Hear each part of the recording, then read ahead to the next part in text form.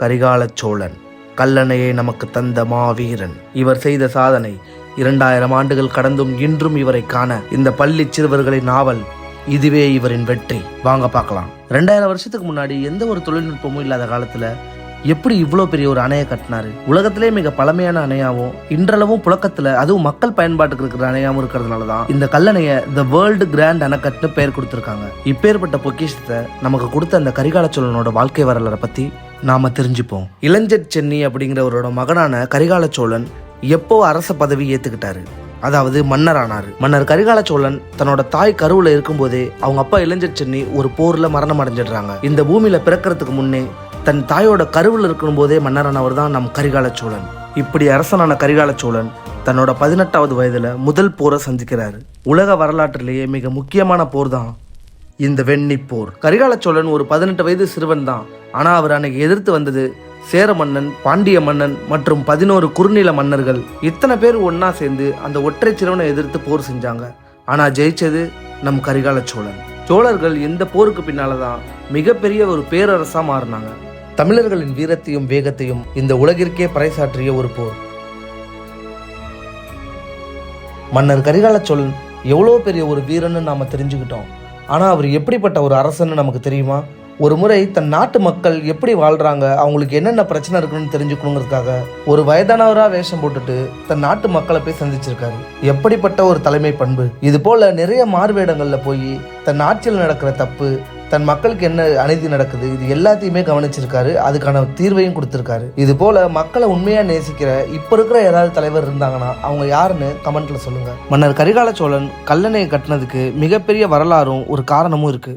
கரிகால சோழன் கல்லணையை கட்டினதுக்கு காரணமே இந்த கோவில் தான். இங்க விலை மதிக்க முடியாத ஒரு பொக்கிஷமும் இருக்கு. அது என்ன பொக்கிஷம்னா நம்ம கரிகால சோழனோட சிலை. நம்ம கரிகால சோழன் ஒரு முறை போருக்கு போகும்போது காவேரி ஆத்துல பெரும் வெள்ளம் ஏற்படுது. அந்த வெள்ளத்துல கூட இருந்த போர் வீரர்கள் எல்லாமே அடிச்சிட்டு போறாங்க. உடனே கரிகால சோழன் சிவன் கிட்ட வேண்டிக்கிறாரு, இந்த வெள்ளத்தை எப்படியாவது நிப்பாட்டுங்க, எங்க எல்லா உயிரையும் காப்பாத்துங்க, இங்கேயே உங்களுக்கு ஒரு கோவில் கட்டித்தரேன்னு சொல்றாரு. அவர் வேண்டின கொஞ்ச நேரத்திலேயே காவிரியில ஏற்பட்ட வெள்ளம் சரியாயிடுச்சு. சொன்ன மாதிரியே கரிகால சோழன் அங்க ஒரு கோவிலையும் கட்டுறாரு. இதுதாங்க அந்த கோவில். அது மட்டும் இல்லாம இன்னொரு முறை வெள்ளம் வந்து யாரும் பாதிக்க கூடாதுன்னு மிகப்பெரிய ஒரு அணையை கட்டுறாரு. அதுதான் நம்ம கல்லணை. இந்த கோவில் சரியா எங்க இருக்குன்னா திருச்சியில இருந்து கல்லணைக்கு போற வழியில சர்க்கார் பாளையம் அப்படிங்கிற அந்த ஊர்ல தான் இருக்கு. 2000 வருஷ பழைய கோவில் அப்படிங்கறதுனால நிறைய இடத்துல சேதமாயிருக்கு. அதனால கோவில ரெனோவேஷன் பண்ணிட்டு இருக்காங்க, அதாவது மறுசீரமைப்பு. இன்னைக்கு திருச்சி, தஞ்சாவூர் சுத்தி உள்ள டெல்டா மாவட்டங்கள்னு சொல்லப்படுற அத்தனை இடத்துலயும் விவசாயம் நல்லபடியா நடக்குதுன்னா இந்த கல்லணை தான் ஒரு காரணம். அது மட்டும் இல்லாம உலகத்திலே மிக பழமையான அணையாவும் மக்களுக்கு இப்ப வரைக்கும் பயன்பாட்டுல இருக்கிற அணையும் நம்ம கல்லணை தான். கல்லணைக்கு ஒரு முறை போகும்போதும் அந்த பிரம்மாண்டத்தை பாக்குறப்ப இதை கட்டின நம்ம கரிகால சோழன் எப்படி இருப்பாருன்னு நமக்கு தோணும். நேர்ல அவரோட சிலையை பாக்குறப்ப பிரமிச்சு போயிட்டேன்.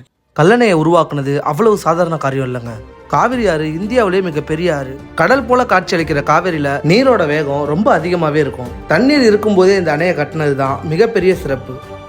இமயமலையில் புலிக்கொடியை பறக்க விட்ட நம் கரிகால சோழன் வடநாட்டு மன்னர்களோட போர் புரிஞ்சு அவங்க எல்லாத்தையும் தோக்கடிச்சு இமயமலையையும் ஜெயிக்கிறாரு.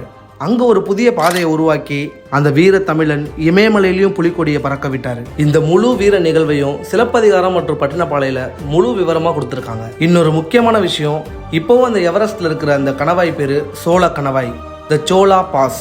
கூகுள்ல சர்ச் பண்ணி பாருங்க, தெரியும். கரிகால சோழன் இமயமலையை ஜெயிச்சுட்டு திரும்ப தன்னோட சோழ நாட்டுக்கு வந்த போது, அதாவது இப்ப இருக்கிற திருச்சியில இருக்கிற உறையூர், அந்த உறையூர் மண்ணுல மிகப்பெரிய ஒரு சித்திர மண்டபம் கட்டுறாரு. அந்த மண்டபத்துல கரிகால சோழனோட புகழ், அவரோட முழு வரலாற்றையும் விளக்குற மாதிரி ஓவியங்கள், சிற்பங்கள், தங்கம், வைரம்னு அந்த சித்திர மண்டபத்தை உருவாக்குறாங்க. இப்போ அந்த சித்திர மண்டபம் என்னாச்சு, கரிகால சோழன் கல்லணையை கட்டுறப்ப எங்க தங்கியிருந்தாரு, அவரோட நினைவா கல்லணையை தவிர இன்னும் என்னென்ன விஷயம் இந்த உலகத்துல இருக்கு, இந்த கேள்விக்கான எல்லா பதிலையும் அடுத்த ஒரு முழு வீடியோல சந்திப்போம். ஃபாலோ பண்ணிக்கங்க, லைக் பண்ணிக்கங்க. கரிகால சோழனை பத்தி நீங்க என்ன நினைக்கிறீங்கன்னு முக்கியமா கமெண்ட் பண்ணுங்க.